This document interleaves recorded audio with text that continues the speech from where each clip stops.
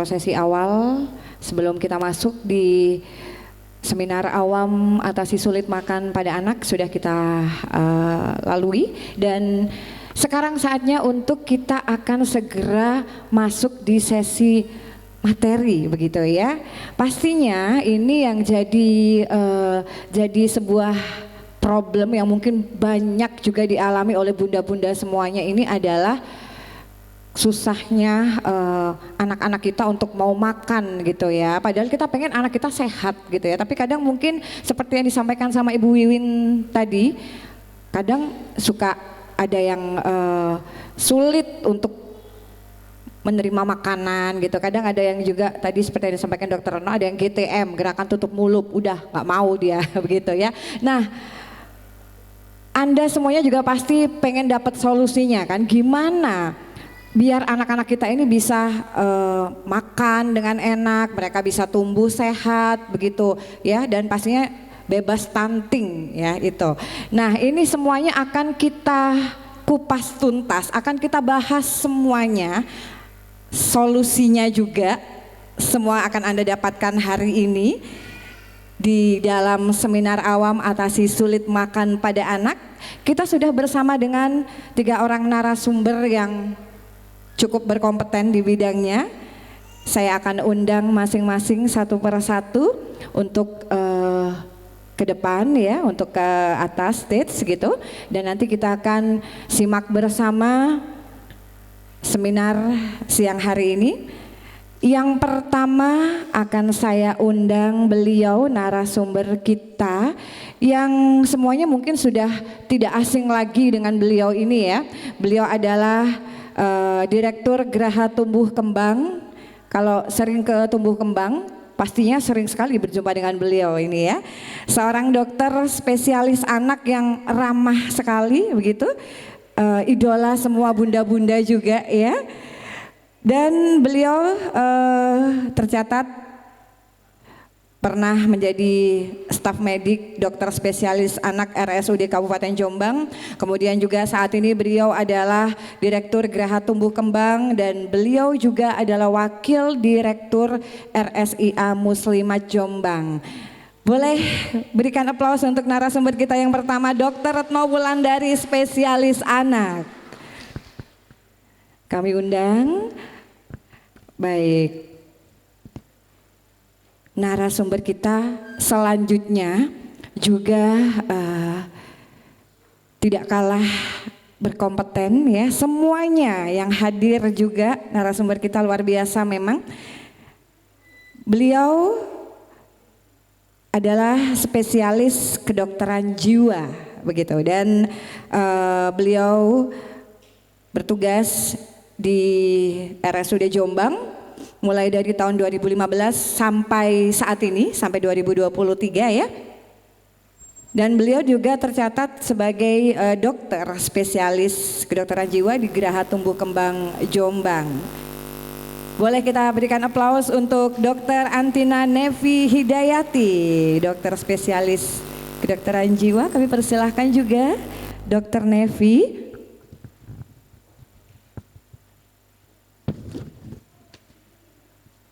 Dan yang ketiga, beliau ini juga bunda yang sangat ramah juga ya, dan cukup familiar juga di Jombang beliau.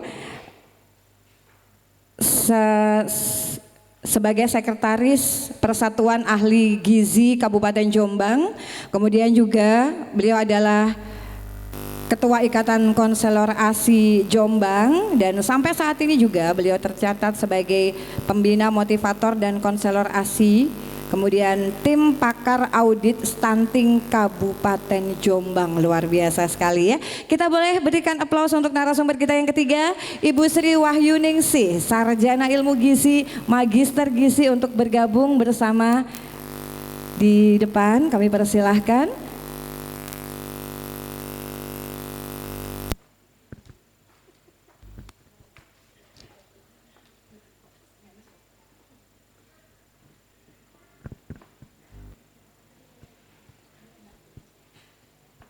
Baik, sudah siap semua narasumber kita ada di depan. Bunda juga sudah siap ya untuk mengikuti seminar hari ini ya? Sudah siap? Ada yang ngantuk nggak? Coba, saya pengen tes dulu deh konsentrasinya sebelum kita masuk ke materi. Kalau saya bilang selamat pagi, tepuknya 1 kali. Pagi, tepuk 1 kali. Siang 2 kali. Ya, coba siang berapa kali Bunda? 2, oke. Kalau saya bilang malam, tepuknya cuma setengah, nggak sampai bunyi. Oke. Coba kita coba dulu. Pagi, siang, malam. Oke. Coba kita tes lagi. Siang, pagi, malam. Ada yang tepuk di belakang. Oke, belum ya. Oke, sekali lagi coba kita beri aplaus dulu dong untuk bunda-bunda semuanya. Bunda hebatnya Indonesia ya. Sekali lagi. Pagi, malam. Bunda, kenapa Anda bertepuk tangan? Belum waktunya. Siang, pagi, siang, malam. Oke, luar biasa sekali. Terima kasih bunda-bunda sudah siap untuk menerima materi kita hari ini ya. Baik, untuk yang pertama akan langsung saja kita persilahkan kepada Dr. Retno Wulandari, spesialis anak, Direktur Geraha Tumbuh Kembang yang akan menyampaikan materi dengan tema mengenal proses dan masalah makan pada anak. Kami persilahkan Dr. Retno. Bismillahirrahmanirrahim. Assalamualaikum warahmatullahi wabarakatuh. Alhamdulillah. Biasanya tuh kalau anak-anak tuh kalau belajar bicara itu ngambil belakangnya. Kita jangan kayak anak-anak ya. Assalamualaikum warahmatullahi wabarakatuh.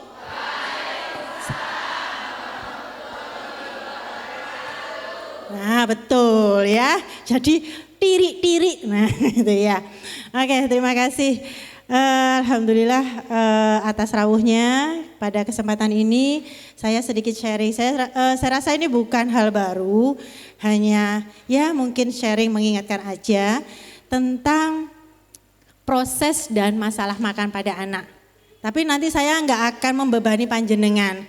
Saya mengharapkan panjenengan datang ke sini tidak membawa masalah, enggak. Itu judulnya kan proses dan masalah. Saya tidak memberikan masalah kepada panjenengan, tenang saja. Karena di akhir saya akan memberikan solusinya juga ya. Oke, ya mungkin kita lanjut aja slide pertama.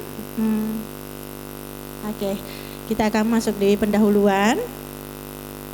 Nah, seperti mana kita ketahui bahwa anak itu memang ukurannya kecil ya. Tapi anak itu bukan orang dewasa yang dikecilin, bukan. Walaupun tadi panjenengan lihat ya, tadi ada bapak, ada ibu yang membawa putranya. Itu kelihatannya putranya memang lebih kecil ya. Tapi bukan dia adalah orang dewasa yang dikecil, bukan. Karena anak-anak itu mempunyai karakteristik sendiri. Mempunyai ciri tersendiri. Apa cirinya Bu? Apa ciri anak-anak itu? Anak itu masih perlu tumbuh dan masih perlu kembang. Namanya tumbuh kembang. Ya, kalau orang dewasa enggak, tumbuh iya mungkin, tapi dimensinya berbeda. Tapi kalau orang dewasa juga tidak akan berkembang. Ya, jadi kalau anak-anak ini memiliki ciri tumbuh dan berkembang. Dan tiap usia ini memiliki tahapan pertumbuhan dan perkembangan yang berbeda-beda. Bagaimana pertumbuhan bayi umur 3 bulan, 5 bulan itu akan berbeda. Contohnya saja, gampangannya ya Bu, Ibu tahu bayi umur 5 hari, tangannya seberapa Bu kira-kira Bu? Kecil ya Bu ya, cuwili gitu ya. Itu bisanya ngapain Bu kalau tangan anak umur 5 hari? Ngepel ya Bu ya, nah ya ngepel kalau mamanya kita kasih jari kita, dia bisa mengepal ya. Kalau anak itu umur 5 bulan, tangannya ukurannya lebih gede ya Bu ya, bisanya ngapain Bu? Gayo ya Bu ya, kalau dikasih apa gayo ya, ngeraut gitu ya. Nah, artinya dia sejalan dengan pertambahan ukuran pertumbuhannya, perkembangannya juga bertambah. Kalau anak umur 5 tahun, Bu, ukurannya sak piro, Bu? Lebih gede ya. Nah, terus bisanya ngapain, Bu? Zaman sekarang bisanya apa? HP. Bu Rambah cepetnya jawabannya 5 tahun main HP, Bu. Lapor. Tapi itu memang kenyataan, fenomena, enggak apa-apa. Nah, itu 5 tahun. Kalau umur 15 tahun, Bu, luwih gede ya, mungkin setara atau lebih besar dari tangan kita. Bisanya ngapain? Sepeda motoran, komputer ya, mungkin bikin prakarya ya, sudah lebih detail lagi. Artinya pertumbuhan yang meningkat juga harus diimbangi dengan perkembangan yang meningkat. Ya, ini semua sangat membutuhkan adanya asupan nutrisi atau makan dan minuman yang benar, yang seimbang sesuai dengan kebutuhannya. Oke ya, jadi orang tua, anak-anak ini bukan orang tua yang digede, salah. maaf.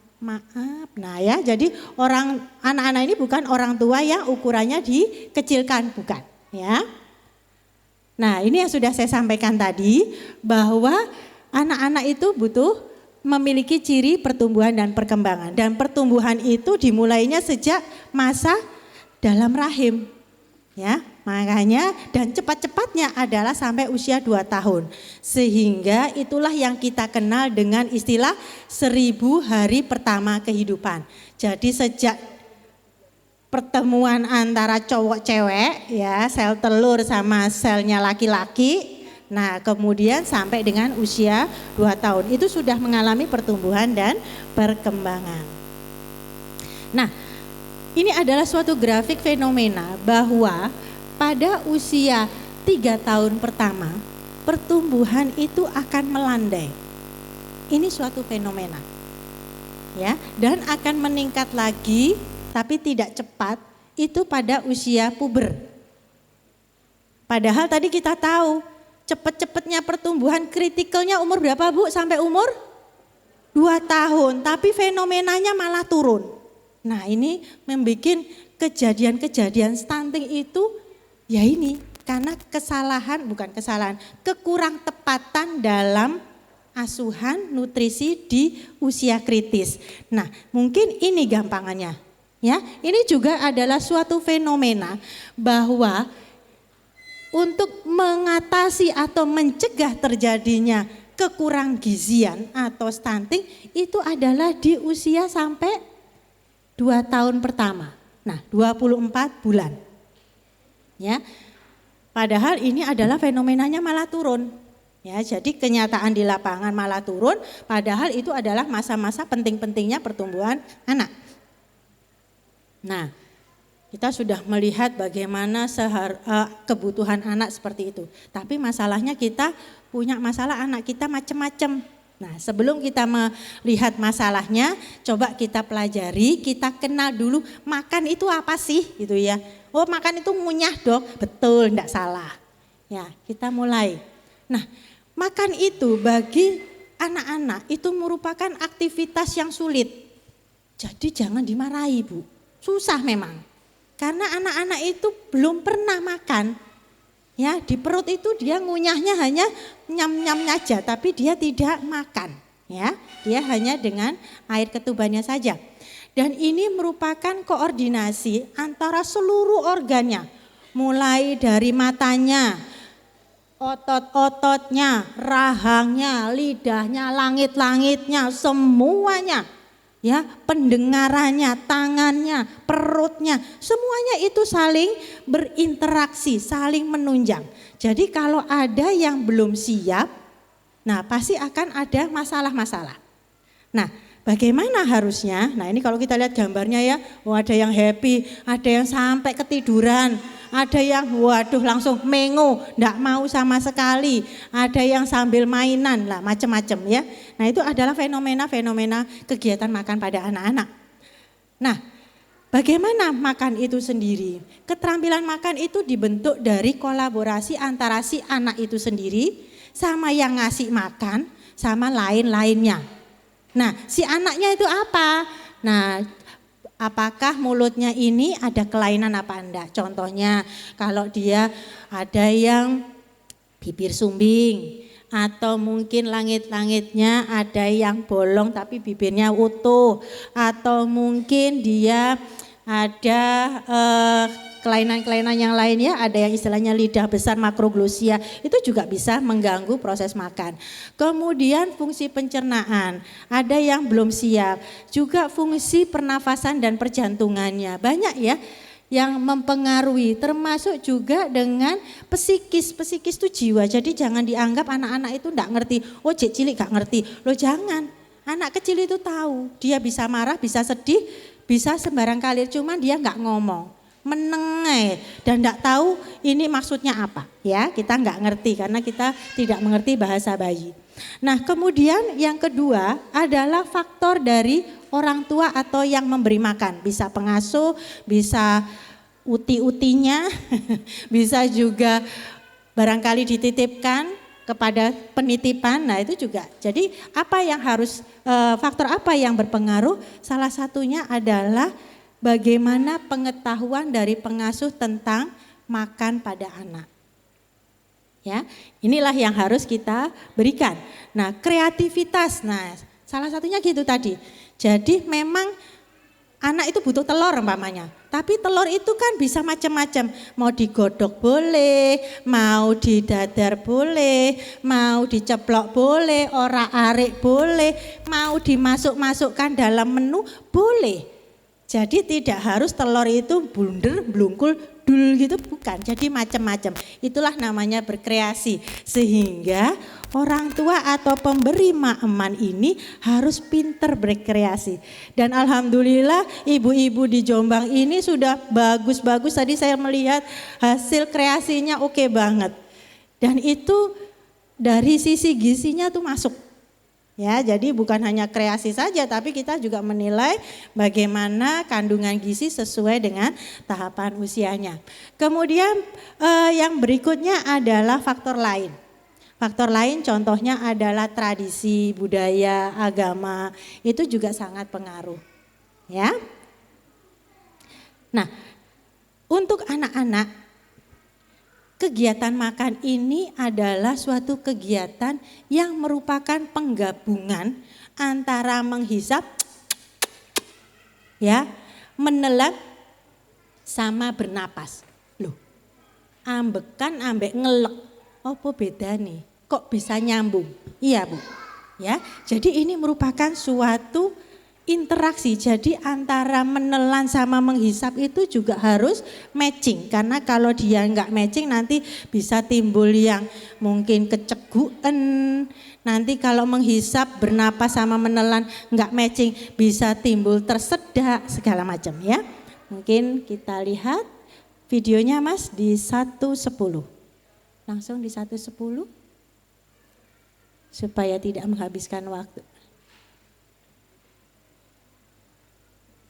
Nah, ini adalah perkembangan gerakan dari seorang anak yang masih menyusui. Untuk tahap awal, anak itu akan melakukan perkembangan yang utama adalah menghisap. Ya. Dan menghisap ini, maka yang bergerak, yang dominan adalah lidahnya. Tapi kita lihat gerakan lidahnya. Dia hanya ke atas, ke bawah, ke atas, ke bawah. Gerakan ke kanan kirinya enggak terlalu. Ya, jadi hanya ke atas ke bawah, hanya untuk meres pentil. Ya, baik itu pentil original yang harusnya pentil original katanya Bu Yuni, juga bisa juga pentil artifisial atau pentil pabrik kalau memang dibutuhkan.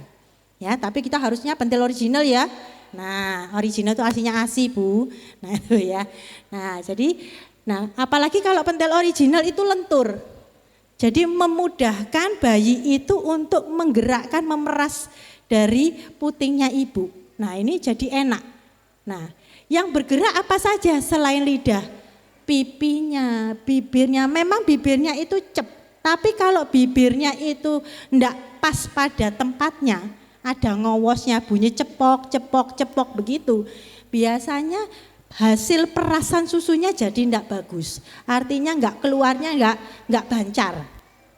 Ya, jadi itulah gerakan-gerakan yang sangat mempengaruhi sebatas mana anak ini bisa mendapatkan ASI atau susunya. Oke, slide berikutnya. Sorry. Nah, kalau kita lihat di sini, fase pada saat dia menelan itu ada 3.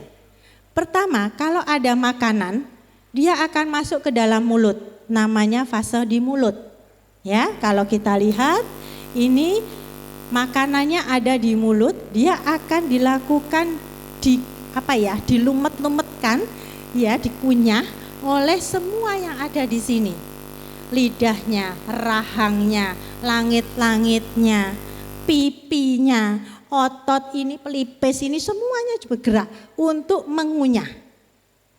Setelah itu dia makanan tadi yang kita namakan bolus, makanan yang sudah dilumat tadi akan didorong oleh lidah masuk ke bagian belakang sehingga masuk ke namanya faring, mulut bagian belakang.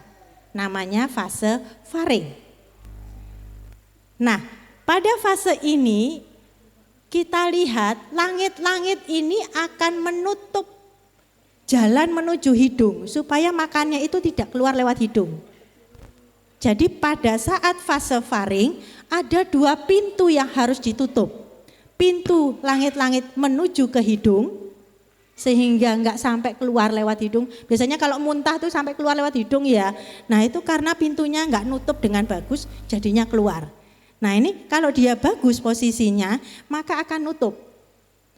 Pintu yang kedua adalah pintu bawah.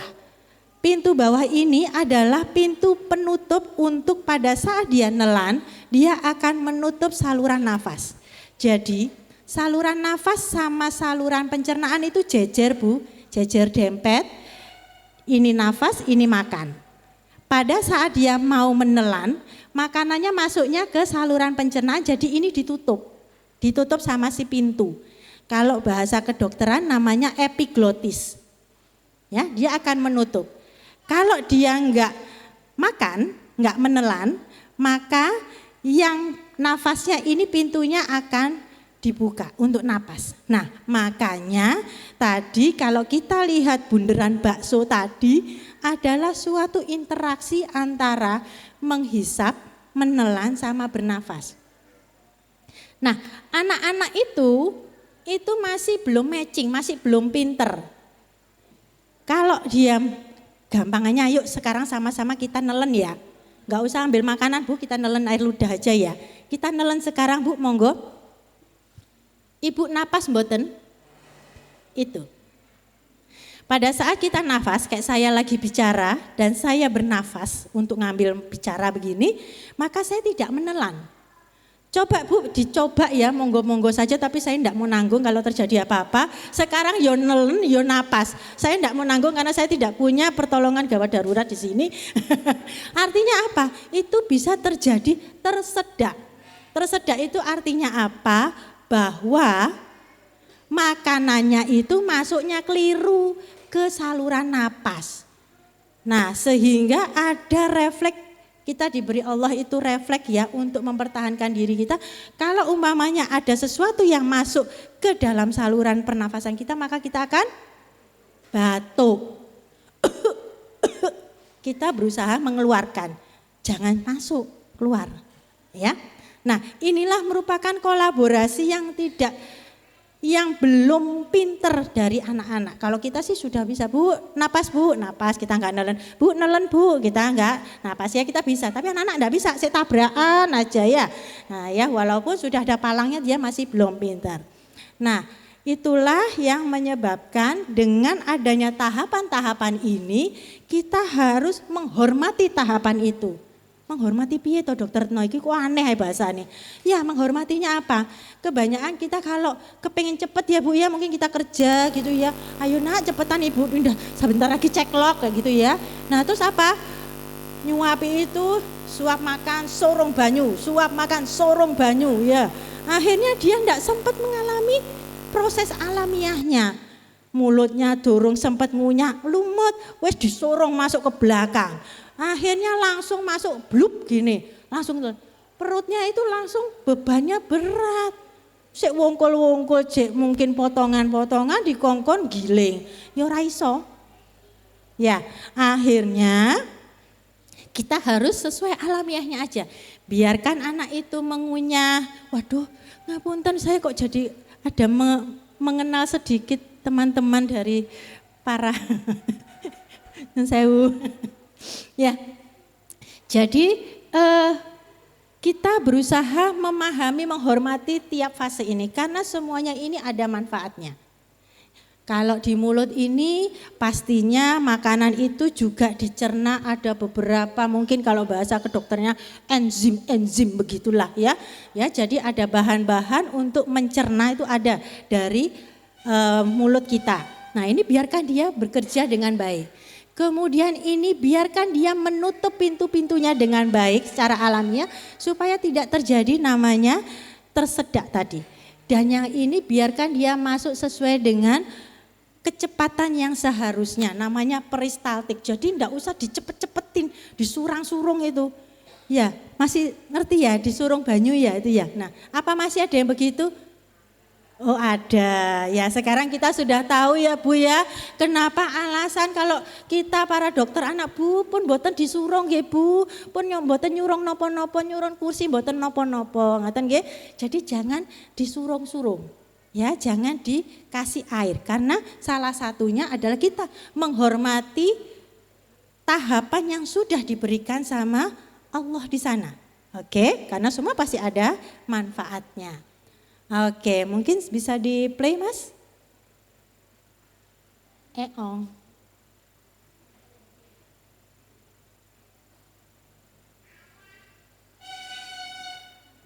Ini ada suaranya cuman bahasa nggak jelas. Daripada kita bingung, maka kita lihat saja ya. Nah, kita lihat bagaimana gerakan-gerakan ini. Dia benar-benar mengunyah. Jadi lidah ini bergerak. Dan langit-langit di sini itu sangat berguna untuk sebagai bantalannya ya, untuk mengunyahnya. Dan pintu atas tadi yang saya sampaikan itu adalah ini. Bentar, mungkin ada, nah ini ya, semuanya ini diarahkan oleh yang namanya otak. Ya. Mungkin dari awal aja Mas, ini enggak. Oh enggak apa-apa, biar aja. Nah ya, pintu yang atas ini dia akan menutup. Ya, dia ke atas nutup supaya enggak masuk ke hidung. Dan pintu bawah ini akan menutup.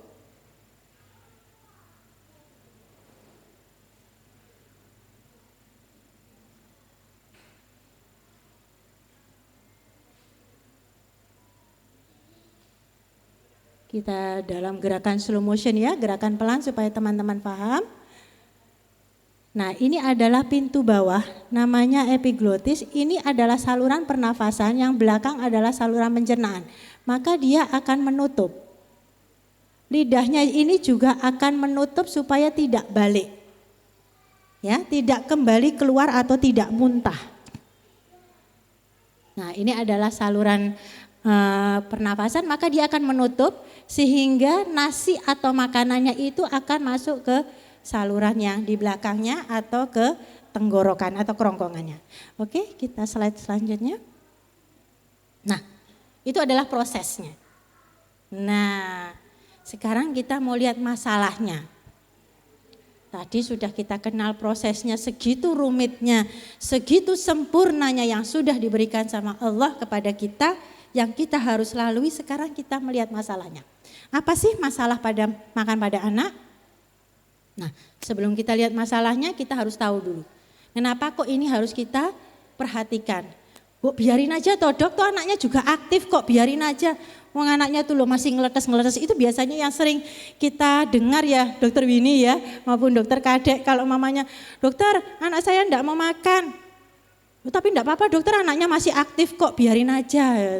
Itu sebenarnya jangan. Karena dia jangkanya bukan jangka pendek saja. Kalau kita lihat dia bisa mengganggu pertumbuhan. Dia bisa gampang sakit atau kena kuman-kuman. Dia juga bisa mengganggu kecerdasan. Karena yang tadi sudah saya sampaikan, otak ini cepet-cepetnya pertumbuhan itu di 2 tahun pertama. Jadi kalau umpamanya kita berleha-leha dengan memberikan makanan di 2 tahun pertama, ya kecerdasannya juga jadi leha-leha, jadi enggak maksimal. Nah, yang kedua, yang terakhir adalah gangguan perilaku. Kalau kita juga salah atau tidak tepat dalam memberikan makanan, apakah kita terlalu beremosi ataukah kita terlalu santai, ya anaknya ya jadi katut-katut ke sana. Jadi gampang marah atau mungkin jadi cemas segala macam. Mungkin nanti dengan Dokter Nevi sebagai ahlinya kesehatan jiwa akan mengupas tuntas. Ya, salah satu gangguan makan ditinjau dari psikologi anak. Ya. Oke. Nah, berikutnya ini adalah masalah makan. Coba kita lihat anak-anak kita ya, Bu ya. Kalau anak kita ada masalah makan, coba panjenengan evaluasi dulu. Jenengan ikut penimbangan posyandu mboten? Ikut nggih. Nah, digambar di buku pink. Ya, nah posisinya si adik itu di grafiknya itu sebelah mana? Di normal, bawah banget atau lebih? Ijo royo-royo, apa ijo abang lak jombang malian? Ya, jadi kalau umpamanya kita melihat anak kita, kelihatannya anak saya kok susah makan ya. Coba kita lihat gizi anak dulu. Dia masuk gizi kurang atau dia masuk dengan gizi baik. Taunya dari mana? Lihat di buku penimbangan yang sudah panjenengan bawa, yang diisi saat penimbangan di posyandu, di puskesmas atau dimanapun. Silakan. Yang penting ditimbang dan dicatat. Kalau ternyata adik ini memang mengalami gizi kurang, coba kita lihat, dia menerapkan aturan makannya sudah benar atau belum. Nanti di belakang akan saya sampaikan aturan makan itu ada apa. Ya, kalau memang dia aturan makannya memang sudah bagus, sudah sesuai, sudah 2 jam sekali, sudah ada karbohidrat, protein, lemak dan lain-lain sudah lengkap. Tapi kok berat badannya, tinggi badannya kurang, itu yang kita namakan small eater. Small eater itu dia bisa makan tapi jumlahnya cuma sedikit. Ya, jadi dia hanya bisa sedikit. Nah, itu merupakan suatu istilahnya ya memang itu suatu gangguan pada makan pada anak. Ya, salah satunya. Kemudian kalau seandainya memang dia makannya masih belum tepat jamnya, komposisinya, kemudian kadang mau, kadang enggak dan segala macamnya kok masih. Nah, itu mungkin memang dia harus melakukan pembenahan dari aturan makannya dulu. Ya, jadi kita benar-benar menanyakan. Kita melihat aturan makan anak kita sudah sesuai apa belum. Begitu juga dengan kalau dia gizi baik. Kalau dia gizi baik, kalau dia memang tidak menggunakan aturan makan yang tepat, kok bisa ya? Bisa, Bu. Contohnya apa? Anak ini sudah 3 tahun pamannya. Anaknya ginuk-ginuk, kalau ditimbang cocok bahkan lebih dikit. Tapi kok ibunya mengeluh datang ke kita. Ternyata dia bilang, "Dok, anak saya itu enggak mau makan." Loh, tapi gemuk Bu. Loh, kok bisa? Loh iya Dok, maunya susu aja. Langsung manduk-manduk kabeh. Cucok berarti ya. Iya. Jadi maunya susu saja. Ya gemuk anjene. Tapi dia tidak tepat. Karena apa? Proses yang harusnya dia lalui tadi, dia tidak belajar. Seperti yang tadi pengalamannya Bu Rambah tadi, Bu Wiwin tadi mengatakan bahwa kalau kita memberikan pengenalan MPASI dengan benar sejak awal, pasti semuanya juga mulus sampai besar. Nah ini jadi kalau seperti itu berarti gimana dokter? Ya harus diopeni. Loh berarti gimana? Ya kita arahkan. Karena kalau sudah 3 tahun, dia dominannya susu atau makan? Makan. 70% ya, 2/3-nya itu harus dalam bentuk makan. Susunya sedikit aja Bu, 1/3 dari kebutuhannya. Jadi enggak perlu banyak-banyak. Nah kalau dia itu kebalik, 100% atau mungkin 90% bentuknya susu. ya lemu tapi enggak sesuai. Ya, jadi itu yang harus kita openi juga. Dan yang terakhir, kalau anaknya gizinya baik, tapi kok dia juga bisa, kalau ditanya makannya sudah benar, cara makannya, komposisinya makannya semuanya sudah benar, tapi kok ibunya datang, orang tuanya datang, "Dok, anak saya kok susah makan ya?" Loh, itu berarti yang bingung itu orang tuanya. Karena sebenarnya itu tidak ada masalah. Nah, kalau seperti itu bagaimana? Kita kembali lagi kepada bagaimana pertumbuhannya. Oh, sudah benar, betul ya sudah. Bagaimana cara makannya? Oh, sudah benar. Oh, ya sudah. Jadi itu hanya mispersepsi, artinya persepsi dari orang tua kalau anaknya susah makan. Ya jangan digitukan Bu, anaknya stres nanti Bu ya. Oh, sudah benar-benar kok disalah-salahin gitu ya. Jangan ya, itu dia sudah benar. Nah, ini sering ini para orang tua, "Dokter, anak saya picky eater." Nah, udah ya, banyak banget. "Dokter, anak saya picky." Nah, ada lagi selective eater. Apa ini? Ternyata ada bedanya ya ibu-ibu. Jadi kalau picky eater, dia itu menolak makanan, tapi dalam satu kelompok itu dia masih mau. Contohnya, dia enggak mau makan nasi Bu, tapi masih mau kentang, masih mau lontong, masih mau mie. Yaiku jenenge picky karena dia masih bisa mau makan karbohidrat. Karbohidratnya masih mau. Dia enggak suka amis-amis, contohnya ikan dia enggak mau, tapi mau daging, mau ati, mau telur masih mau. Artinya dalam kelompok protein dia masih bisa dapat. Ya, itu adalah salah satu contoh dari picky eater. Berbeda dengan selective eater. Kalau selective eater dia memang enggak mau semua Bu. Dia milih-milihnya enggak peduli itu masuk karbohidrat, protein, bisa-bisa mungkin semua jenis karbohidrat enggak mau. Dia maunya hanya protein aja, atau seperti yang tadi disampaikan pengalaman di salah satu posyandu, makannya nasi sama kerupuk. Nah, itu dapatnya karbohidrat totil. Apa itu? Kerupuk itu dari tepung, jadi karbohidrat. Nasi itu juga tepung, jadi itu dia makannya karbohidrat totil, bukan tiltok atau tiktok, bukan. Ya, jadi para ibu-ibu, anak-anak nanti untuk komposisi, wah sudah ada tim ahlinya, Bu Yuni yang akan mengutek-ngutek apa yang harus dipenuhi dari tiap anak pada setiap maemannya. Ya, jadi beda ya, picky sama selektif beda. Kalau picky itu masih ada penggantinya, salah satu masih bisa. Kalau selektif memang benar enggak mau. Berarti yang lebih berat picky atau selektif Bu? Selektif. Alhamdulillah nyantol Bu. Minggu-minggu nyantol alhamdulillah. Niki ndungone Robi Sroli Sodrine ping bolak-balik Bu. Ngapunten. Aji-aji saya adalah doa Nabi Musa. Oke. Nah, tadi saya sudah menyampaikan bahwa saya tidak akan memberikan jenengan masalah tanpa solusi. Saya akan tetap memberikan solusi walaupun mungkin nanti akan dilengkapi dari teman pembicara lainnya. Nah, melihat proses yang tadi sudah kita bahas bersama bahwa pemberian tepat MPASI itu bersifat individual karena semua ada prosesnya sendiri. Kalau kita lihat kematangan dari oromotor kayak kekuatan mulut kita, rahang kita, otot-otot itu ada sekitar 4-6 bulan.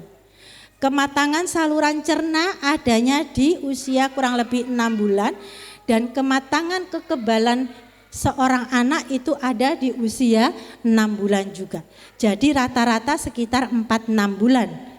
Ya, kurang lebih 6 bulan itu sudah kita harus memberikan maeman pada anak-anak, ya, MPASI itu. Nah, ini adalah tahapan perkembangan keterampilan makan. Kita ambil contoh aja ya Bu, nanti kalau saya bacakan ini bisa sampai sore maghrib isya. Ya, nah kalau contohnya saja ini umur 0 sampai 5 bulan. Kalau kita lihat refleksnya dia itu hanya menghisap dan menelan. Dia belum bisa gerakan yang lain-lain. Dan gerakan lidahnya itu hanya ke atas ke bawah. Gerakan ke kanan ke kirinya hanya minimal sekali, jadi belum bisa ngunyah. Ya, sehingga bentuk makanannya adalah makanan cair yang tidak perlu dikunyah. Ya. Nah, berbeda kalau dia sudah masuk di tahapan usia berikutnya 4 sampai 6 bulan, dia sudah gerakannya itu sudah lebih variasi. Ada atas bawah, maju mundur, ke kiri ke kanan. Kok iso maju mundur iku ngece bayang gitu ya? Ngece gitu ya? Bukan. Gerakan maju mundur ini fungsinya adalah untuk mengambil makanan dari sendok. Ya, mamanya muluk ya muluk, nek mamanya sendok ya sendok, itu ngambil lidahnya itu menjulur. Ya. Jadi ada gerakan-gerakan itulah itu di usia 4 sampai 6 bulan.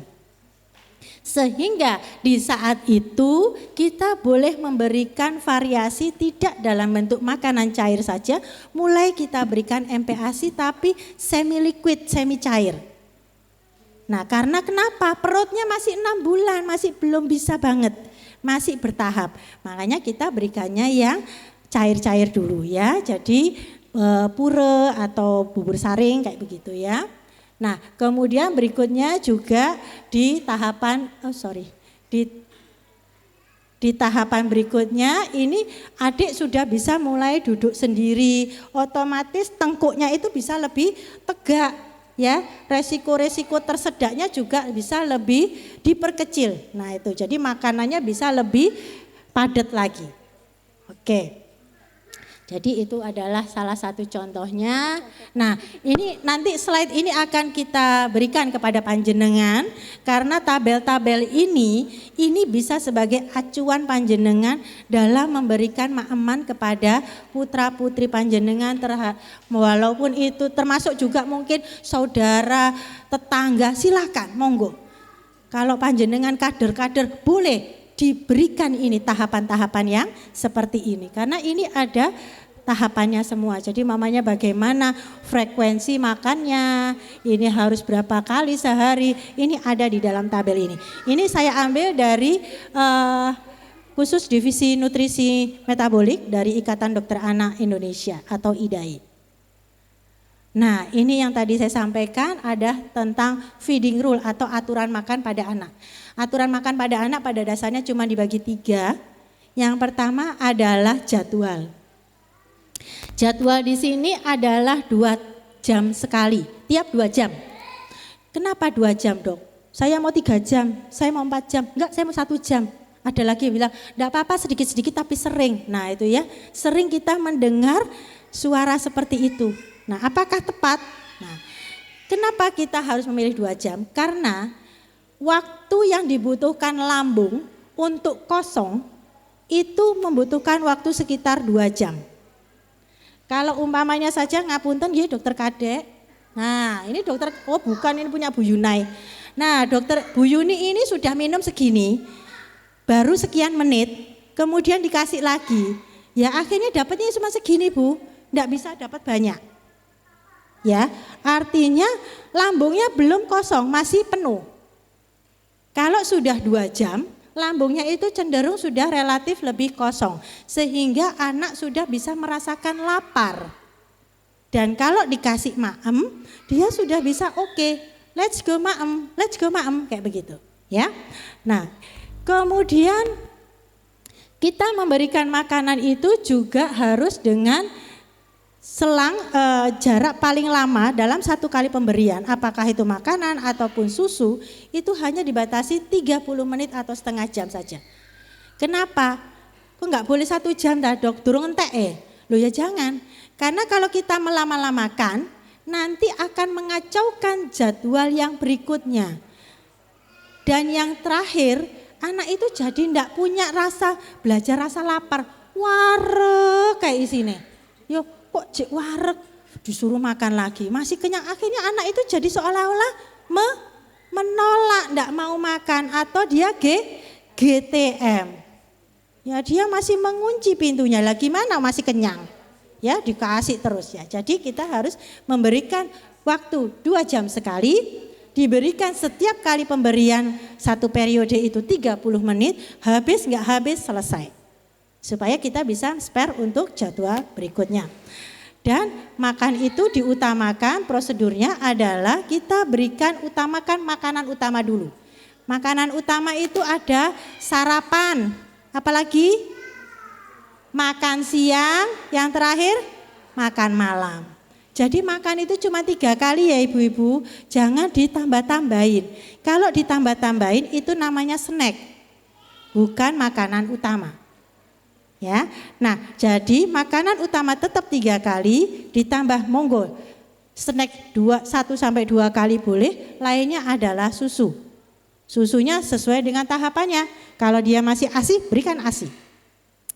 Kemudian lingkungan itu harus menyenangkan, tidak boleh yang dipaksa, dicekoi, dijiwiti, tidak boleh. Harus yang happy. Ya, nanti di belakang akan saya siapkan video yang bisa membuat anak ini jadi happy feeding, happy eat gitu ya. Oke. Nah, dari WHO memberikan sedikit tahapan, sedikit aturan tentang makan. Dia harus tepat waktu, harus sesuai dengan kebutuhannya atau adekuat, harus aman dan higienis, dan yang ketiga harus diberikan secara responsif. Nah, ini adalah tanda siap makan pada anak. Jadi, memulai pemberian makanan pada anak bukan saklek angka 6 bulan. Oh, besok dokter 6 bulannya masih tanggal 25, ini masih tanggal 23, masih kurang 2 hari lagi. Jangan Bu, kita melihat dari responsive feeding. Responsive feeding ini apa saja? Yang pertama kontrol kepalanya. Kepalanya enggak tekluk-tekluk. Kalau digendong itu masih tekluk, digendong lagi tekluk ke belakang. Nah, itu jangan dikasih. Resiko tersedak karena di sini kan kita butuh memberikan makanan tadi. Ya. Kemudian refleks menjulurkan lidah untuk ngambil makanan dari sendok atau dari puluhan gitu ya. Nah itu, kemudian dia kelihatannya lapar aja, jadi kayak selera makannya bertambah. Dan yang terakhir, kalau dia ada orang makan jadi kepingin, ono jajan lemper gitu ya, jadi ya kayak kepingin, gayo kepingin masukin. Nah ini adalah tanda siap makan. Jadi kalau anak atau cucu atau saudara atau segala macamnya putra-putra kita sudah memberikan tanda siap makan itu di sekitar umur 4-6 bulan, monggo dimulai. Tidak harus pas di ulang bulannya yang umur 6 bulan, tidak harus itu. Oke. Nah ini kalau beberapa tanda kalau bahaya kalau diberikannya MPASI-nya terlalu dini dan MPASI-nya terlalu terlambat. Nah ini. Ya, kalau dini ini belum sempurna semua. Resiko obesitas, resiko darah tinggi, resiko alergi makanan semuanya beresiko. Ya. Ini namanya non communicable disease. Jadi resiko-resiko pemberian asupan makanan yang berlebih atau terlalu awal itu nanti bisa kena jantung, kegemukan, diabetes, macam-macam. Ya, jadi harus sesuai. Cik angel atau dokter Masya Allah ya. Nah kalau terlambat jadi anaknya yang stunting, gagal tumbuh, nanti jadi anemi, defisiensi besi, anaknya pucet gitu. Terus kalau diajak ngomong, gitu, jangan ya. Nah itu tandanya anak ini sudah mulai kekurangan asupan. Nah itu segera dikonsulkan atau diberikan tambahan nutrisinya. Kemudian gangguan perkembangan tentunya sesuai dengan tahapan usianya. Ya, kalau 7 bulan harusnya sudah bisa apa, 9 bulan harusnya sudah bisa apa. Itu nanti ada sebenarnya di buku KI Aping jenengan itu sudah ada semua. Monggo dibaca, monggo diplot masing-masing. Oke? Kemudian ini adalah adekuat. Adekuat itu artinya sesuai dengan kebutuhan. Kalau kita lihat yang hijau ini adalah untuk usia 6-8, yang biru adalah 9-11 bulan. Artinya apa? Semua jenis bahan makanan, kandungan makanan gizi seperti energinya, proteinnya, vitamin A, vitamin C dan semuanya ini semakin usia itu semakin harus ditambah karena kebutuhannya bertambah. Jadi Jangan 6 bulan dapatnya segini, nanti 9 bulan segitu. Kayak tadi dari MPASI ini seharusnya kurang ya tadi. Nah itu artinya apa? Seharusnya kalau usianya sudah berlebih, sudah tambah, itu volumenya jatahnya itu juga ditambah. Karena kebutuhannya memang bertambah. Itu yang kita namakan adekuat. Nah aman. Nah aman ya pasti semua tahu ya. Pertama kebersihan. Kebersihan dari tangan, peralatan makan, cuci tangan juga ibunya atau siapa pengasuh yang akan memberikan makan. Simpan makanan yang akan diberikan pada bayi di tempat yang bersih dan aman. Dan yang terakhir, pisahkan telenan yang digunakan untuk memotong antara makanan matang sama makanan yang belum matang atau mentah. Tadi sudah disampaikan sama Pak Hafiz pada saat penjurian ya. Nah itu tadi telenannya kalau enggak salah jangan kayu ya Pak ya. Kenapa Kak kok enggak boleh kayu? Ternyata di situ bakterinya ya, jamur-jamurnya susah. Padahal kelihatannya etnik gitu ya. Oh, bahan-bahan kayu gitu etnik, back to nature gitu ya. Oh ternyata enggak boleh sama ahli gizi, saya juga baru tahu. Nah Kak saya kalau gini ini senengnya saling dapat ilmu gitu ya. Nah itu. Nah jadi Bi, mari ngene tuku telenan Bi. Telenan saya juga kayu Bu, nanti habis ini saya mau ngajak suami saya beli telenan. Ya, habis ini mampir nggak langsung pulang beli telenan. Makasih ya Mas Hafiz ya. Nah, kemudian, untuk dari sisi keamanan, menyimpan MPASI, ini sering juga ibu-ibu masak, sekali masak untuk pagi, untuk 1 hari ya Bu ya. Nah, bagaimana menyimpannya? Ya karena ibu-ibu sekarang kan kreatif bekerja dan segala macamnya ya, enggak sempat Bu Dokter kayak begitu ya. Nah ini ada namanya danger zone, artinya makanan itu tidak boleh antara suhu 0 sampai 60 derajat itu enggak boleh. Artinya dibiarkan begini-begini enggak boleh. Harus suhunya dingin ya, dimasukkan di freezer di bawah 0 derajat atau di atas 60 derajat. Ya, artinya dipanaskan. Kenapa? Karena di suhu 5 sampai 60 derajat itu bakterinya muncul semua. Ya, bakteri walaupun Bu bakteriku gak ketok Bu, jadi manut ae gitu ya, percaya aja ya. Saya juga tahunya enggak saya lihat bakterinya. Jadi bakterinya itu muncul, kuman-kumannya muncul. Ya, kalau umpamanya 0 sampai 5 derajat itu muncul bakterinya tapi tidak banyak, tapi tetap muncul. Sehingga disarankan penyimpanan MPASI yang sudah diolah itu di suhu sebelum maksudnya yang aman tidak bikin bakteri adalah ditaruh di freezer. Ini ya. Jadi mikroba atau bakteri tidak dapat tumbuh di bawah kalau ditaruh di freezer. Ya, atau dia dipanaskan. Jadi kalau dia antara ini, nah ini yang kuning-kuning ini sama yang putih ini, nah itu bakterinya muncul. Jadi kita dalam menyajikan makanan pada anak-anak itu ugur rampenya banyak. Ya. Karena apa? Daya tahan tubuh anak itu masih belum bagus. Ususnya masih gampang kesenggol-senggol gitu ya. Nah, kemudian responsive feeding itu seperti tadi, kita harus mengenal rasa mengenalkan rasa ini tanda kenyang, tanda lapar itu harus kita latih. Dengan cara memberikan jadwal seperti tadi, anak-anak akan tahu, oh ini loh rasanya lapar.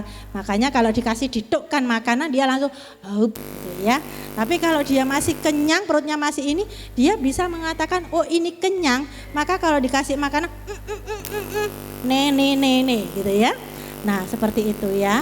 Kemudian hindari distraksi, jadi nggak boleh disambil main. Ya sebenarnya itu kita meminimalkan dengan segala macamnya. Kadang-kadang sambil mainan game, hop gitu, itu sebenarnya enggak boleh. Karena nanti di saat HP-nya rusak, lowbat, enggak bisa Bu, karena dia loh iki apa iki kok ana apa iki mlebu-mlebu mulut ini. Ya dia enggak kenal ada makanan. Ya, lo langsung ketawa. Kayaknya begitu, ya. Oke. Nah, mungkin video ini bisa ini adalah suatu kayak sekolah suasananya happy banget sehingga anak berusaha mencoba memasukkan semua jenis makanan yang ada di depannya itu dicoba. Belepotan biarkan saja ya Bu ya, jangan dibersihkan dulu, biarkan selesai. Dan orang tuanya hanya ngeliatin tambah moto-moto di video-video gitu ya, dimasukkan di YouTube dan segala macamnya, karena orang tuanya jadi bahagia sekali. Ini kita lihat happy feeding banget, sangat nyaman sekali. Oke, saya rasa saya rasa demikian materi yang bisa saya sampaikan tentang proses masalah makan dan atasi masalahnya. Semoga ini bermanfaat. Billahi taufiq wal hidayah. Wassalamualaikum warahmatullahi wabarakatuh. Saya kembalikan kepada moderator.